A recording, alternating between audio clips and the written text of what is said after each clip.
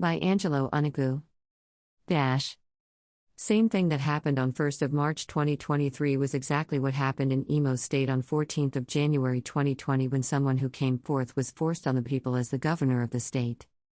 The same mourning mood Nigeria has been thrown into since 1st March was the same mood Imo State was plunged into with the decision of the Supreme Court on Imo State governorship election. Till date, Imo State is still mourning.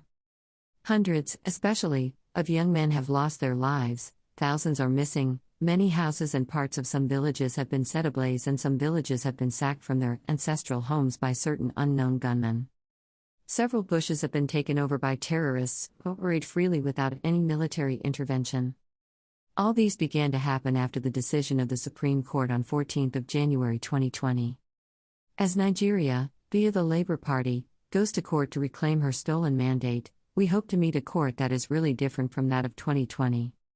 We hope to see a court that understands its role as the last hope of the common man rather than one that is used in obstructing justice.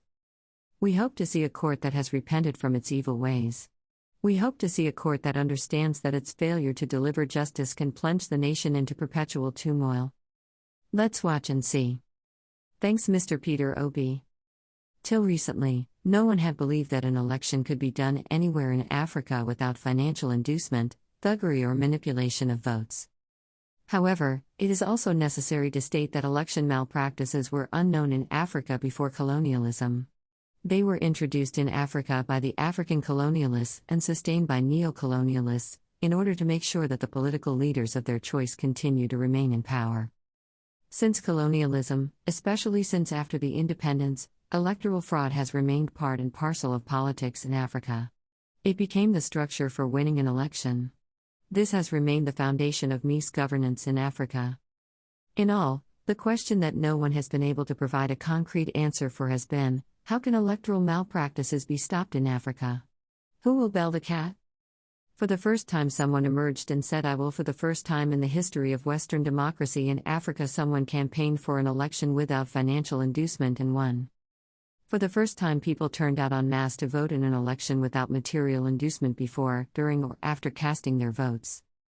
62 years after the Nigerian independence from Britain, the foundations of political rascality, misgovernance, corruption, joblessness, insecurity have been addressed. The name of the man who did this is Mr. Peter Obi. Thanks so much, Mr. Peter Obi. At Views Exclusive Rights, Angelo Chidi Onagbu writes, March 3 to 4, 2023.